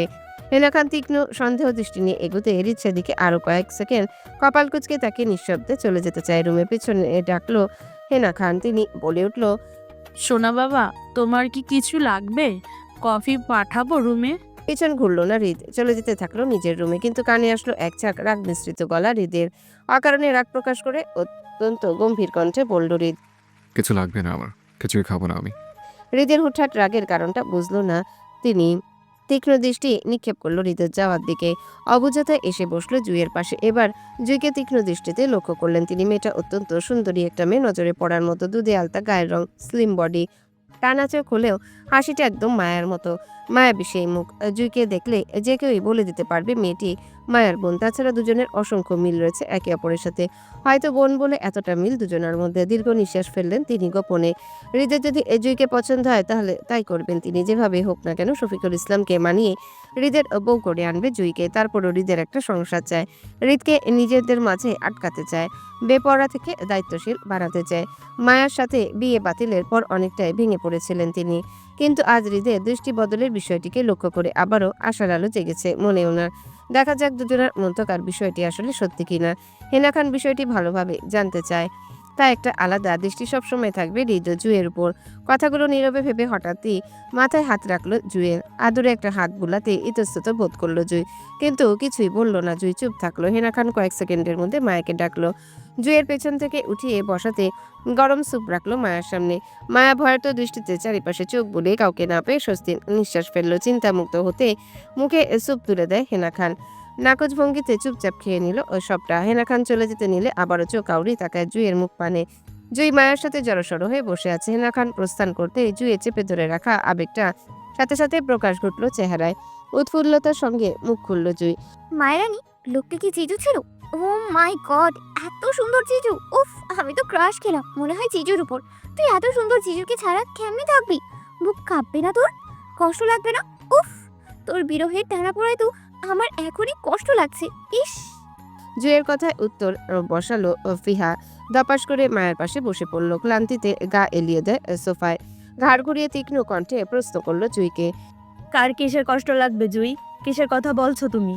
ফিহার কথায় মুহূর্তে চুপ করে যায় জুই। আর যাই হোক, নিজের আব্বুর কথাগুলো কখনোই অন্য কাউকে শুনতে দিবে না সে। অসহায় দৃষ্টি এতে তাকায় মায়ার দিকে। মায়ার দৃষ্টিতে অসহায় বোধ স্পষ্ট। জুই নিজের বিচক্ষণতা কাজে লাগিয়ে তাৎক্ষণিক সমাধান বলে উঠল। তেমন কিছু না আপু, মায়ের সাথে একটু মজা করছিলাম। ও কথা বলতে পারছে না বলে আমি দুষ্টুমি করছিলাম, এই একটু আর কি। ও তাই বলো, আমি মনে করলাম কিসের বিরহের টানাপোড়ার কথা শুনলাম। আচ্ছা যাই হোক, মনের ভুল হবে হয়তো, কিন্তু তোমাকে যে আঙ্কেল ঢাকায় রেখে যাবে সেটা অকল্পনীয় ছিল আমার। যা খেসারত করছে আঙ্কেল তোমাকে নিয়ে, কিছুতেই তোমাকে রেখে যেতে নারাজ। অবশেষে মায়ার শারীরিক কন্ডিশনের কথা চিন্তা করে রেখে গেল তোমাকে। আচ্ছা, আঙ্কেল কি সব সময় তোমাদের নিয়ে এত স্ট্রিক্ট থাকে? খুব সিরিয়াস তোমাদের নিয়ে, তাই না? ফিহার কথায় নিঃশব্দে হাসল জুই। মায়াকে হসপিটাল থেকে রিলিজ করার সময় খান পরিবারের বয়োজ্যেষ্ঠ দুজনা শত রিকোয়েস্ট করার পরও জুইকে খান বাড়িতে রেখে যেতে নারাজ পোষণ করেছিল শফিকুল ইসলাম। শুধু জুইকে নয়, মায়াকেও নিয়ে যেতে চেয়েছিল সাথে করে তিনি, কিন্তু মায়ের অ্যাক্সিডেন্টের জন্য লং টাইম জার্নি করাটা ঠিক হবে না বলে জানায় ডাক্তার। তিনি বাধ্য হন মায়াকে রেখে যেতে। তবে কথা রইল, মায়া কিছুটা সুস্থ হলে নিজের বাড়িতে নিয়ে যাবে। 2-3 দিনের ব্যাপার, কিন্তু শফিকুল ইসলাম কিছুতেই খান বাড়িতে যাবে না, আর না নিজের স্ত্রী সন্তানকে পা রাখতে দিবে খানবাড়ির চৌকাঠে। সিদ্ধান্ত নিল হসপিটাল থেকে সোজা ব্রাহ্মণবাড়িয়াতেই ফিরে যাবেন তিনি, কিন্তু বিপত্তি ঘটে মায়াকে নিয়ে। সে কিছুতেই জুইকে ছাড়া খানবাড়িতে যাবে না, জুইকে নিজের সাথে রাখতে চায় বাকি 2-3টা দিন। সে সুস্থ হলে দুজন একসঙ্গে ফিরতে চায় ব্রাহ্মণবাড়িয়াতে, কারণ মায়ার চিন্তা সে গত 2 মাস ধরে প্ল্যানিং করেও নিজের বাড়িতে ফিরতে পারছে না, আটকা পড়ছে বারবার খানবাড়িতে। এখন নিজের অসুস্থতার জন্য নিজের বাবা মার সাথে বাড়িতে যেতে পারছে না। এখন যদি জুইও চলে যায় তাহলে সে আর কখনোই যেতে পারবে না বাড়িতে। অদ্ভুত মানুষটা ঠিক কিছু না কিছু করে আটকিয়ে দিবে তাকে। সে আটকে থাকতে চায় না, তাই নিজের বাবার সামনে কেঁদে কেটে বন্যা ভাসিয়ে রাখলো জুইকে। পূর্ব দিগন্তের এক ফালি সোনালি রোদে আলোকিত হয়ে আছে সবকিছু। হালকা তিরতির বাতাস বইছে চারিপাশটা স্নিগ্ধময়। সকাল 8টা ছুঁই ছুঁই। খানবাড়ির বাগানের খোলা আমব্রেলার নিচে বসে আছে মায়া, আর দক্ষ হাতে কাজ চালাচ্ছে আয়ন। মায়ের মাথায় ব্যান্ডেজ খুলে নতুন করে ড্রেসিং করছে সেখানটায়। মায়ের সামনে হেনা খান বসে মনোযোগ সহকারে দেখছে সবটা। কাজ শেষে করেই সাময়িক সময়ের জন্য হেনা খানকে বসে উঠে যায় আয়ন। উদ্দেশ্য নিজের রুমে গিয়ে ফ্রেশ হবে। মনস্থিরভাবে কয়েক কদম এগোতে চোখ খেয়ে পড়লো জুইকে। ঘুম ঘুমে চোখ কসলাতে আগমন ঘটলো বাগানের মধ্যে। আয়ন তীক্ষ্ণ দৃষ্টিতে সেটা লক্ষ্য করে চট করে পেছনে ঘুরে তাকায় মায়ার দিকে। সূক্ষ্ম চোখে মায়াকে লক্ষ্য করে সাথে সাথে তাকায় জুইয়ের দিকে। দুজনের অসংখ্য মিল লক্ষ্য করে সে। আয়ন আরো কিছু মিল লক্ষ্য করবে তখনই চোখ মেলে তাকায় জুই। চোখ মিলল দুজনের, অপদস্থ হলো সে। সাথে সাথে চোখ সরিয়ে পাশে রাখে আয়ন। জুই ইতস্তত বোধ করে জড়সড় হয়ে দাঁড়ায় আয়নের সামনে, কাচুমাচু করে খানিকটা। আয়ন জুইয়ের অবস্থা বুঝতে পেরে নীরবে পাশ কাটিয়ে চলে যায় ভিতরে। জুই স্বস্তির নিঃশ্বাস ফেলে। এই লোকটাকে মোটেও ঠিকঠাক মনে হয় না তার, সাংঘাতিক লেভেলের অসভ্য লোক মনে হয়। জুই মাথা আউড়িয়ে আর কিছু না ভেবে গিয়ে বসলো মায়ার পাশে। জুই বসতেই হালকা হাসলো হেনা খান। কুশল বিনিময় করে চা এগিয়ে দিল জুইয়ের দিকে। সৌজন্য বজায় রেখে হাসি মুখে চা তুলল হাতে। চায়ের কাপে চুমুক বসাতেই ডাক পড়ল হেনা খানের। তলব পড়েছে আরাফ খান হতে। দুজনকে বসিয়ে রেখে হেনা খান সামনের দিকে এগোতে চোখ পড়ল হৃদকে। হৃদ বাগানে কাছের বাংলোতে দাঁড়িয়ে ফোনে কথা বলছে গম্ভীর মুখে। দৃষ্টি তার সামনের দুই কন্যাতে স্থির। হেনা খান থমকে গিয়ে সন্দেহের পূর্ণ গাঢ় দৃষ্টি ফেলেন সেদিকে। বুঝার চেষ্টা করলো হৃদ কাকে দেখছে, এক মনে মায়াকে নাকি জুইকে। দুজনেই পাশাপাশি বসা, তাই বুঝার উপায় নেই হৃদ কাকে দেখছে। কিন্তু তিনি এতটা বুঝতে পারছেন হৃদের দৃষ্টি স্বাভাবিক নয়, গভীর। তিনি চট করে রাতের ঘটনা মনে করেন এবং সেই সাথে ধরে নেন হৃদ মায়াকে নয় জুইকে দেখছে। যেহেতু হৃদ মায়াকে পছন্দ করে না, সেহেতু হৃদ জুইকে দেখছে। হেনা খান নিজের মাঝে শিওর হয়ে প্রস্থান করেন ভিতরে। তার ঠিক সাথে সাথে দোতলার উপর থেকে ডাক আসলো জুইয়ের। ফিহা নিজের রুমের বারান্দায় দাঁড়িয়ে হাত নাড়িয়ে জরুরি তলবে ডাকছে জুইকে। কয়েক সেকেন্ডের ব্যবধানে জুইও চলে যায় ফিহার উদ্দেশ্যে। মায়া একা বসে রইল, হাতে নিজের চায়ের কাপ। প্রকৃতির মৃদু বাতাসে দুলছে মায়ের গায়ের হলুদ ওড়নাটা। খোপা করা চুলগুলো থেকে এলোমেলোভাবে কিছু চুল বের হয়ে আছড়ে পড়েছে মুখে। মায়া বাতাসের সাথে সাথে সেগুলো বারবার কানের পিছনে গুজিয়ে দিচ্ছে মৃদু হাতে। থেকে থেকে কাঁপছে মসৃণ ঠোঁট জোড়া। হৃদ এক দৃষ্টিতে তাকিয়ে থাকে সেদিকে। আজকাল তার কি হয়েছে সে নিজেই বুঝতে পারছে না। কাকে বুঝাবে কতটা বেখেয়ালি করে এই মেয়ের কাণ্ডগুলো তাকে। শান্তি কি আছে কোথাও এই মেয়েকে ছাড়া? যদি থাকে তাহলে হৃদ সেখানটায় যেতে চায়, তবুও বাঁচাতে নিজের খেয়ালিপনা থেকে। হৃদ আনমনা হয়ে কথা বলতে বলতে এগিয়ে আসে মায়ের সামনে। মায়া টুকটাক কথা বলতে পারছে সবার সাথে, অনেকটাই সুস্থ সে। হৃদ নির্ভীক ভঙ্গিতে মায়ের সামনে চেয়ারটা টেনে বসলো। চেয়ারের শব্দ কানে আসতে চমকে উঠল মায়া। মসৃণ চেহারাটা মুহূর্তে ভয়ে চুপসে গেল। হৃদ চোখ আউড়িয়ে সেটা দেখলো কি দেখলো না তা জানা নেই মায়ার। তবে হৃদের চেহারায় অসীম বিরক্ত সে। কোনো কিছু নিয়ে এসে প্রচুর বিরক্ত। চায়ের কেটলি থেকে নিজের জন্য চা না ঢেলে চা কাপ টানলো মায়া। চুমুক বসালো মায়ের চায়ের কাপে। নির্ভীক ভঙ্গিতে পরপর চুমুক বসে সুন্দরভাবে শেষ করলো সেটা। মায়া হতবাক দৃষ্টিতে চোখ বড় বড় করে তাকিয়ে রইল হৃদের মুখশ্রীতে। মায়া জানা মতে হৃদ কখনোই কারো এঁটো খাবার খাওয়া তো দূরে থাক, আজ অব্দি কখনো চা মুখে নিয়েছে কিনা সেটা নিয়ে প্রবল সন্দেহ। চা হৃদের অপছন্দের তালিকায়। মায়া নিশ্চিত যদি হেনা খান এই লোককে তার এটো চা খেতে দেখতো তাহলে মুহূর্তেই আহাজারি বিলাপ করতে করতে অবাকে শীর্ষে পৌঁছিয়ে হেনা খান জ্ঞান হারিয়ে ফেলতো এতক্ষণে। কিন্তু না, মায়া জ্ঞান হারায়নি। তার মানে মায়া সাহসী নারী। হৃদ ভাইয়ের কথা অনুযায়ী হসপিটাল থেকে সাহসী নারী হয়ে এসেছে সে। মায়া চোখ আউড়িয়ে নিভু নিভু চোখে তাকায় হৃদের মুখশ্রীতে। হৃদ নির্ভীক ভঙ্গিতে চা খাচ্ছে। মায়া ভয়ে ধীরে স্থিরে চলে যেতে চায়। চেয়ার ছেড়ে উঠে দাঁড়াতে কানে আসলো হৃদের গম্ভীর কণ্ঠ। কোথাও যাবো না, চুপচাপ বসে থাকবে এখানে। মায়া হতবুদ্ধি হয়ে জায়গাটায় বসে পড়ে। ভয়ে ভিতরটা ডিপ ডিপ করছে থেমে থেমে। আজকাল হৃদ মায়ার মাত্রাতিরিক্ত ভয়ের কারণ হয়ে দাঁড়িয়েছে। হৃদকে দেখলে মুহূর্তে চোখ জলজল করে ওঠে হৃদের। সেই হিংস্র চেহারাটা। মায়া ভয়ে শুকনো ঢোকিলে আশেপাশে চোখ আওড়ায় কাউকে খোঁজার চেষ্টা করে নিজেকে বাঁচানোর জন্যে। কিন্তু আফসোস আশেপাশে বডিগার্ড ছাড়া বাড়ির লোক কাউকে দেখতে পারল না মায়া। বডিগার্ডগুলো হৃদের, তাই মায়াকে সাহায্য করার প্রশ্নই আসে না। ভয়ে চোখ টলমল করে ওঠে মায়ার। নিজেকে গুটিয়ে মাথা নিচু করতে কানে আসলো আবারও হৃদের সে গম্ভীর কণ্ঠ। তোমার বাবাকে আমার পছন্দ না, তুই বাপের বাড়িতে দৌড়াদৌড়ি কম করবো, কারণ তোমার ধান্দাবাজ বাবার বড় বড় প্ল্যানিং আমার পছন্দ না। উনি শ্বশুর মানুষ, শ্বশুরের মতোই থাকবে। তা না করে তিনি কেন বড় বড় প্ল্যানিং করবে? বউ ছাড়ার প্ল্যানিং? শ্বশুরের মেয়েকেও আমার পছন্দ না। ওনার মেয়ে আমার মানসিক অশান্তির কারণ। শ্বশুর মেয়ে ছলনাময়ী, ছলনা করে বেড়ায় আমার সাথে। ছলনাময়ী নারী। কথাগুলো বলেই থামে হৃদ। বিরক্তি রেশ টেনে চোখ তুলে তাকায় মায়ের মুখ পানে। চোখ মিলল দুজনার। মায়ের হতবাক কনফিউজ দৃষ্টি। মায়ের ভাবভঙ্গি দেখে বুঝলো মায়া হৃদের কথা বিন্দুমাত্র বুঝেনি। এতে করে সে আরও বিরক্ত হয়। মনে মনে আওড়ায় সামান্য বিষয়টা বুঝলো না এই নারী। অথচ কে বলবে এই ছলনাময়ী নারী আজকাল বড় বড় প্ল্যানিং করে বেড়ায় ধান্দাবাজ বাবা সাথে মিলে। তাকে ছেড়ে দেওয়ার প্ল্যানিং। সে কি ধরে রেখেছে এই ঠকবাজ মহিলাকে, নাকি সে কাউকে বলে বেড়াচ্ছে ধান্দাবাজ মহিলা তাকে ঠকাচ্ছে? কই, সে তো কাউকে কিছু বলছে না। না, এই নারীকে সে আর দেখবে না। যাক, এই নারী বাপের বাড়িতে চলে সেও আটকাবে না। এই অবাধ্য নারী তাকে বুঝে না, তাই সেও আর তাকাবে না এই নারীর দিকে, একদমই তাকাবে না। দরকার পড়লে তার অবাধ্য মনটাকেও এই নারীকে দিয়ে দিবে। যে মন তার কথা শুনে না, সে মনও তার চায় না। অবাধ্য মন অবাধ্য নারীর কাছে থাক, সে তাকেই খোঁজে। তাই এসে আর নিবে না এই অবাধ্য মনকে।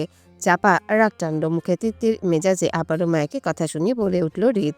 শোনো মেয়ে, তোমার প্রতি আমার বিন্দুমাত্র ইন্টারেস্ট নেই, একদমই পছন্দ না তুমি আমার। কিন্তু আমার অবাধ্য মন তাই তাকে তুমি রাখো। আমার চাই না অবাধ্য মন, আর না চাই তোমাকে। কথাগুলো যে ধাঁচে বলল সেই ধাঁচে গটগট করে চলে গেল হৃদ। নাক মুখ কুচকে বিরক্তি নিয়ে চলে গেল গাড়িতে। গাড়ির স্টিয়ারিং এ বসতেই মনে পড়ল এই নারীর তো বিশ্বাস নেই। যদি সত্যি সত্যি চলে যায় তো যে ধাঁচে গাড়িতে উঠলো সেই ধাঁচে সঙ্গে সঙ্গে নেমে পড়ল হৃদ। বিরক্তি নিয়ে আবারও হাজির হলো মায়ার সামনে। এবার দ্বিগুণ বিরক্তি নিয়ে তিরস্কার কণ্ঠে বলল, উফ, তোমাকে বললাম না সত্যি সত্যি আমার ইন্টারেস্ট নেই তোমার প্রতি। কোনো ভালো টারো বাসি না তোমাকে আমি, তারপরও কথা শুনছো না। সে আবার আমাকে নিয়ে আসলে। শোনো মেয়ে, তুমি আমার 1 নম্বর অপছন্দের তালিকা আছো, তাই তোমাকেও দেখবো না আর আমি। কিন্তু সমস্যা একটাই, শুধু তোমাকে ছাড়া আমি নিঃশ্বাসটা নিতে পারি না, তাই ফিরে আসে বারবার। আমার সুস্থ নিঃশ্বাসের প্রয়োজন, তাই তোমার বাপের বাড়ির যাওয়া ক্যান্সেল। আমার কথার অবাধ্য হলে মাথার উপর তুলে আছে মারবো, মনে রেখো। কথাগুলো বলে আর এক মুহূর্ত দাঁড়ায়নি হৃদ। বিরক্তির সহিত প্রস্থান করে নিজের গন্তব্যের উদ্দেশ্যে। আজকাল সবকিছুর উপর হুটহাট বিরক্ত হয়ে পড়ছে সে। কোনো কিছুতেই শান্তি পাচ্ছে না। অকারণে রাগটাও বেশি হয় সবকিছুতেই। এতে করে সব দোষ তারই। বাতিল বউ হয়েও শান্তি দিচ্ছে না তাকে, সবসময় অশান্তির মধ্যে রাখে। এই নারীর জন্য আজকাল অস্থিরতার টানাপোড়েন থাকে তার মধ্যে। এই অবাধ্য নারীর জন্যই তার মন তার কথা শুনে না। আজকাল বড্ড বেহায়া হয়ে গেছে তার মন। বেয়াদ্দপ মন, বেহায়া মন, হালি অবাধ্য হয়ে বউ বউ করে সারাক্ষণ। এতে সে প্রচুর অগণিত ডিস্টার্ব ফিল করে সে। তার মন তার কথা শুনবে, তা না করে সে কেন সারাক্ষণ বউ বউ করবে সে কি বুঝে না? হৃদের কোনো বউটাও চায় না, হৃদের কিচ্ছু চায় না। এই নারী ছলনাময়ী নারী। এই নারী যে ধীরে ধীরে তার মনকে দখল করে নিচ্ছে, সেটা কি তার বেহায়া মন বুঝে? না, বুঝে না। কেন বুঝে না? কেন বুঝতে চায় না তার মন? তার এই অবাধ্য মনের কারণ একমাত্র তার ওই ছলনাময়ী বউ। সব দোষ তার বউয়ের। বেয়াদ্দপ বউ মায়া হতভম্ব হয়ে বসে থাকে জায়গায়। হৃদের কোনো কথায় মাথায় ঢুকলো না। সে তো কখনো বলেনি এই লোকটা তাকে পছন্দ করুক, তাহলে সে নিজেও তো হৃদকে পছন্দ করে না, একদমই করে না। কিন্তু হৃদের লাস্ট কথাগুলোতে ঠোঁট উল্টিয়ে কান্না করে বসে সে। ভীষণ বাজে লোকটা তাকে বাপের বাড়িতে যেতে নিষেধ করেছে, তার মানে দুনিয়ায় উল্টে গেলেও সে যেতে পারবে না। সে এই খারাপ লোকটার অবাধ্য হবে না, কখনোই হবে না। সে তো খারাপ হৃদ ভাইয়ের বাধ্য নারী, তাহলে সে কেন অবাধ্য হবে? না, মায়া অবাধ্য হবে না, কিন্তু আবারও নিজের বাড়িতে যেতে পারবে না ভেবে কান্নায় জর্জরিত সে। আহত হয় তার বক্ষস্থল। ঢাকা থেকে কিছু দূরে অবস্থায় পুরাতন গোডাউন। সেখান থেকে গলাফাটা চিৎকারের প্রতিধ্বনি দেয়াল ঘেঁষে ঝংকার তুলছে সেই শব্দ। নিঃসঙ্গ মানব চেয়ারে হাত পা বাঁধা অবস্থায় ঝুঁকে আছে। চারিপাশ থেকে কালো পোশাকের দৈত্য মানবগুলো ঘিরে দাঁড়ানো টান টান হয়ে। নির্দয় হাতে বেদম পিটাচ্ছে নিঃসঙ্গ মানবটিকে। শরীরের জায়গায় জায়গায় করাঘাতের চিহ্ন। খানিকটা নিস্তেজ হয়ে গেছে বয়স্ক লোকটির শরীর। একটা সময় চিৎকার থামে, সেই সাথে থামে দৈত্য মানবের করাঘাত। গমগম পায়ে আওয়াজ তুলে গোডাউনে প্রবেশ করলো কেউ। কালো পোশাকধারী মানবদের মধ্য থেকে কেউ একজন দ্রুত হাতে একটা চেয়ার এগিয়ে দেয়। সূক্ষ্ম চোখে আঘাতপ্রাপ্ত ব্যক্তিটিকে দেখে টান টান হয়ে বসে পড়ে সেই চেয়ারে। নিজের সুচালো দৃষ্টি মেলে পর্যবেক্ষণ করে চারপাশ। ব্যক্তিটি ঘাড় বাঁকা করে খানিকটা পাশে তাকিয়ে তীক্ষ্ণ কণ্ঠে বলে ওঠে পাশের জনকে। আফজল সাহেবের খাতির যত্নে ত্রুটি রাখিসনি তো আসিফ? পাশ থেকে দ্রুত গলায় জবাব দেয় আসিফ। না ভাই, ঠিকঠাক খাতির যত্ন করলাম এতক্ষণ, লাগলে আরো করুম, আপনি একটু দেখে নিন। হৃদ ঘাড় ঘুরিয়ে তাকায় বিধ্বস্ত আফজালের দিকে। রক্তে ছোপ ছোপ হয়ে আছে শরীরময়, ছিন্ন বিচ্ছিন্ন নাজেহাল অবস্থা। মাথা কপাল ফেটে অঝোর রক্তপাত। গায়ে অফিসের গেটআপ, বয়স্ক শরীরটা নিস্তেজ হয়ে আছে চেয়ারের উপর। হৃদের উপস্থিতিতে শরীরে কাটা দিচ্ছে আফজালের। নিজের অবস্থান বুঝতে বেগতিক হচ্ছে না তার। নিজের রক্তাক্ত জখম দৃষ্টি মেলে তাকানোর চেষ্টা করে হৃদের দিকে। হৃদ চোখ বুলিয়ে পরখ করে নিল আফজাল সাহেবকে।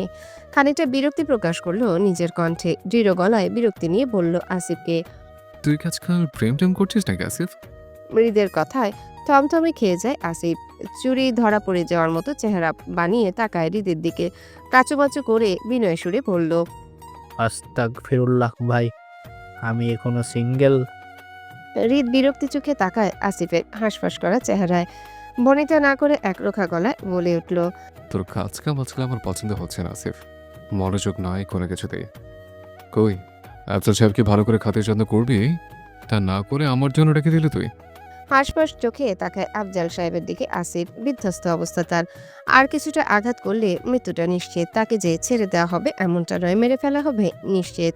কিন্তু আফজালের সাথে শেষ কথাবার্তা আছে হৃদের, তাই বাঁচিয়ে রাখা এতক্ষণ পর্যন্ত। কিন্তু আসিফের বোধগম্য হলো না আফজালকে একেবারে মেরে ফেলার বিষয়টি। তবে কি হৃদ ভাইয়া কোনো শেষ কথা টথা ছিল না আফজালের সাথে? আসিফ কি ভুল শুনল তবে তখন? অপরাধী চোখ আওড়ায় হৃদের মুখশ্রীতে মিনমিনে গলায় বলল। সরি ভাই, ভুল হয়ে গেছে। হৃদ বিরক্তির চোখ ঘোরায় আফজালের উপর। হৃদের কথায় আটকে ওঠেন তিনি। গলা ফাটা চিৎকার করে উঠে ছটফট করে বাঁচার জন্যে। হৃদ বিরক্তিতে তিক্ততা ছেড়ে ধমক দিয়ে বলে উঠল আফজালকে। হাই চুপ, তোর মঞ্চ পেয়েছিস যে চিৎকার করে ভাষণ দিচ্ছিস?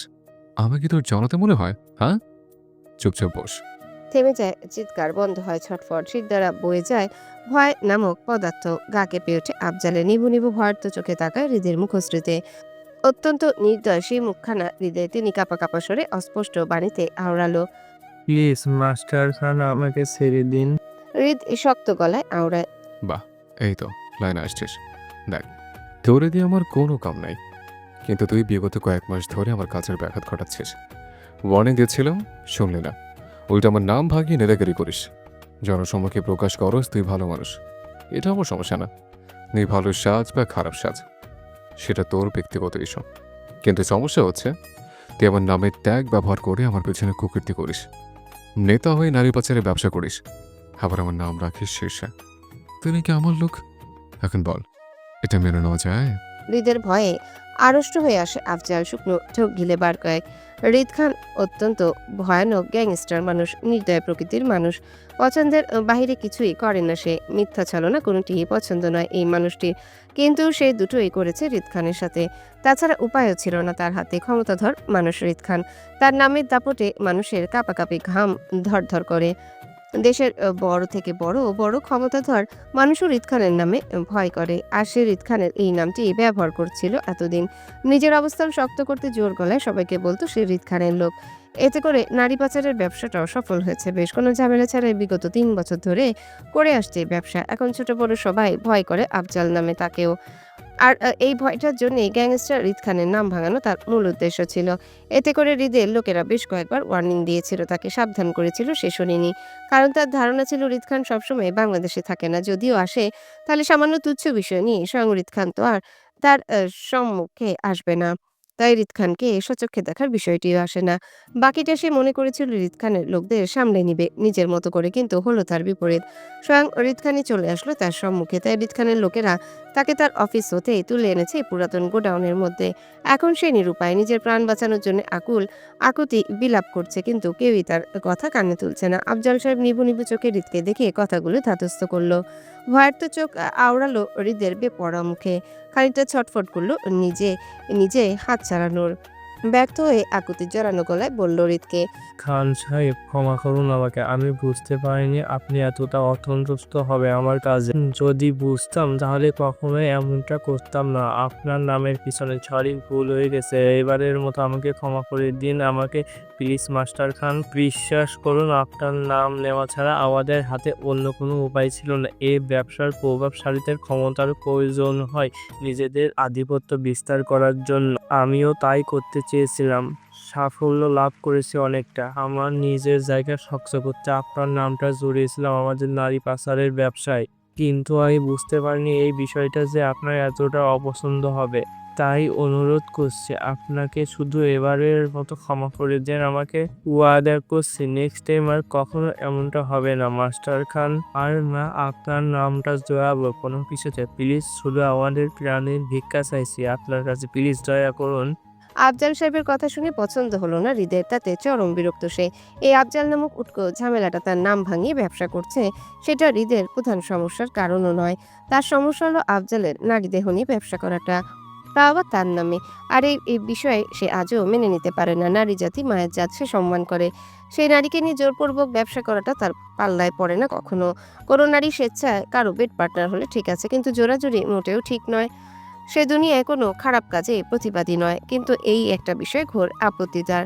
পছন্দ না অপছন্দের বিষয় এটা হৃদের। নারী জাতির উপর অজ্ঞাত শ্রদ্ধা তার মা শিখিয়েছে কখনো কোনো পরিস্থিতিতে নারী জাতিকে অসম্মান করা যাবে না, যেটা আজও পালন করে আসছে হৃদ। এতটা নির্দয় হয়েও আজ পর্যন্ত অদ্ভুতভাবে নারীদের অসম্মান করতে পারেনি সে, তাই সর্বদা নারী জাতিকে সম্মানের চোখে দেখে এসেছে বরাবরই। কিন্তু আফজাল সমাজের আদর্শ নেতা হয়ে সেই সমাজে কলঙ্কিত করছে প্রতিনিয়ত। ছোট ছোট কিশোরী মেয়েদের স্কুল কলেজ ভার্সিটির গেট থেকে তুলে এনে জোরপূর্বক নারী দেহের ব্যবসা করাচ্ছে, তাদের দিয়ে টাকা ইনকাম করছে, অবুঝ নাবালিকা মেয়েদের দিয়ে বিভিন্ন দেশে পাচার করছে এই মেয়েদের। তাই সেই বিষয়টি নিজে দেখবে। দেখ, আমি গ্যাংস্টার মানুষ, দুনিয়ার শীর্ষ খারাপ কাজগুলোই করা আমার নেতে। আমি করেও সেটা অনায়াসে। আমার বিবেক বুদ্ধি কিচ্ছু বাধা দেয় না, আর না আবেগে হয়।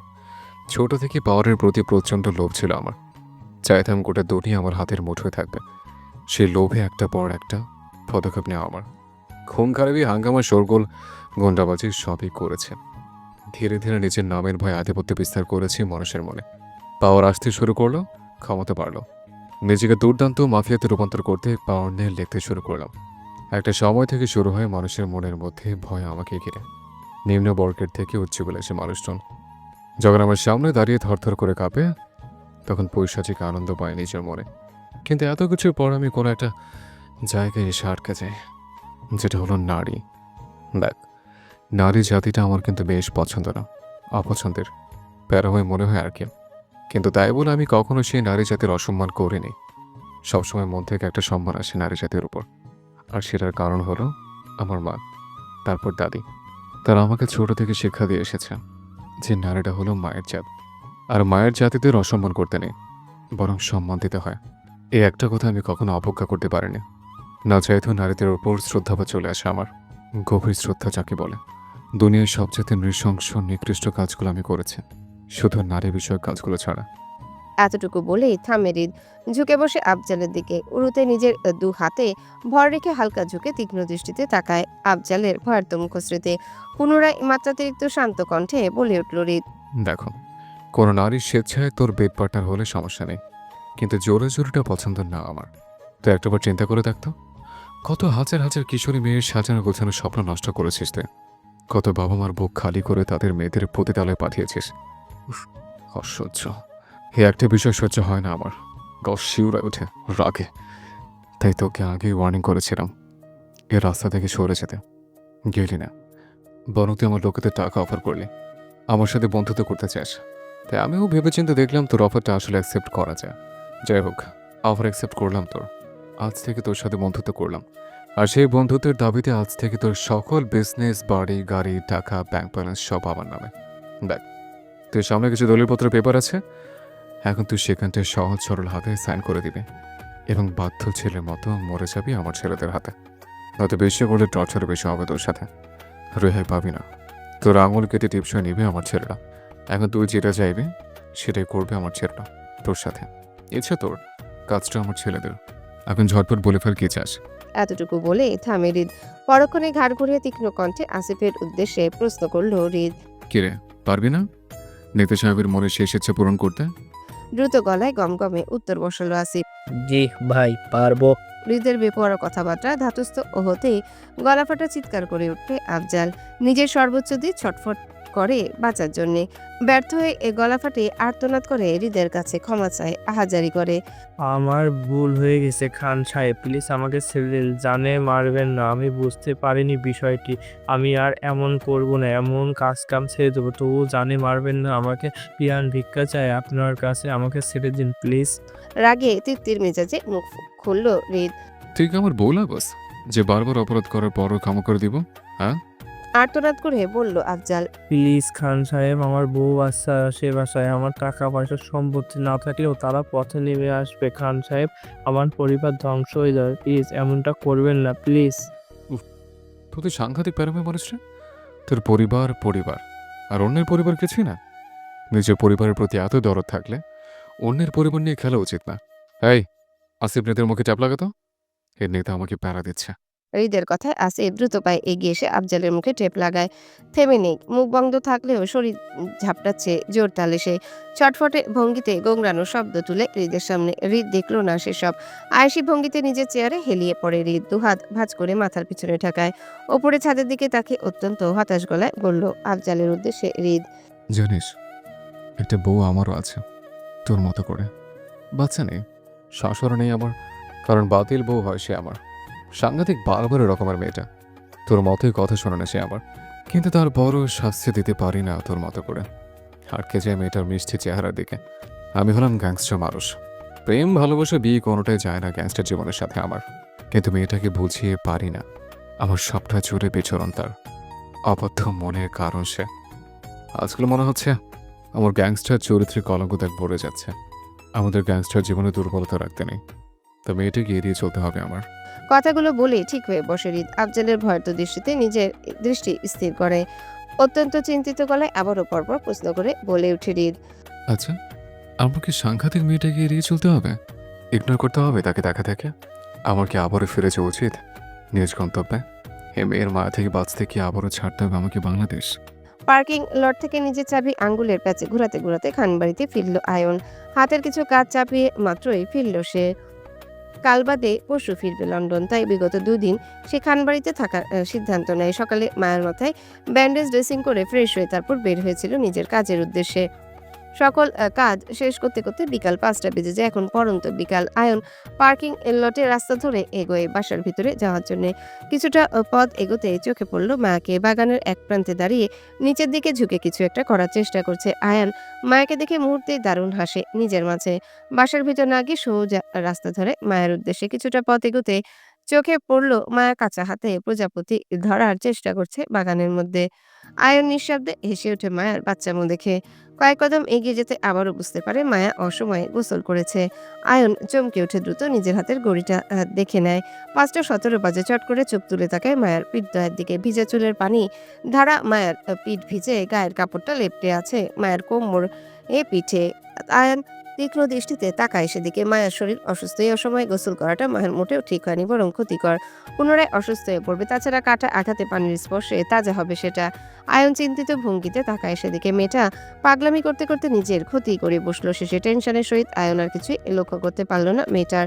টেনশনের উত্তেজনায় দ্রুত পায়ে এগিয়ে গেল সেদিকটায়। তপ্ত মেজাজে মেয়েটার হাতের কবজি টেনে ধরে নিজের সাথে মেশায়। আকস্মিক ঘটনায় মেয়েটি হুমড়ি খেয়ে পড়ল আয়নের বুকে। চোখ তুলে তাকানোর আগেই আয়ন কোমর চেপে ধরে মেয়েটির। অপদস্থ হয়ে মেয়েটি ছটফট করতে মুখ খুলল। আয়ন শাসিত কণ্ঠে বলল, সবকিছুতে এতটা পাগলামো কিসের তোমার? এই অসময়ে গোসল করলে কেন? মাথার আঘাতটা পুনরায় তাজা হলো তোমার বোকামির জন্য। আমার কথা আয়নের বাক্যগুলো ইতি ঘটানোর আগে ছটফট ভঙ্গিতে মুখ খুলল মেয়েটি। রাগী সুরে বলল, ছাড়ুন আমাকে, অসভ্য লোক। মেয়েটির কথায় মুহূর্তে চমকে ওঠে আয়ন।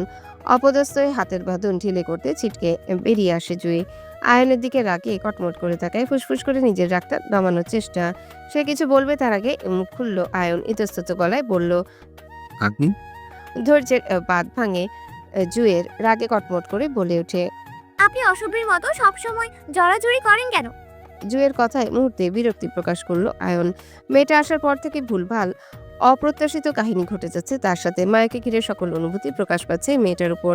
এতে সে প্রচন্ড বিরক্ত। যাকে নিজের মনে সুপ্ত অনুভূতি প্রকাশ করতে চাচ্ছে তাকেই করতে পারছে না, বরং তার জায়গায় মেয়েটির সাথে জড়িয়ে যাচ্ছে কাকতালীয় ভাবে। অবশ্য এতে আয়নের দোষ নেই। সে কি ইচ্ছে করে কিছু ঘটাচ্ছে নাকি? সে তো অনাকাঙ্ক্ষিত ভাবেই ঘটছে।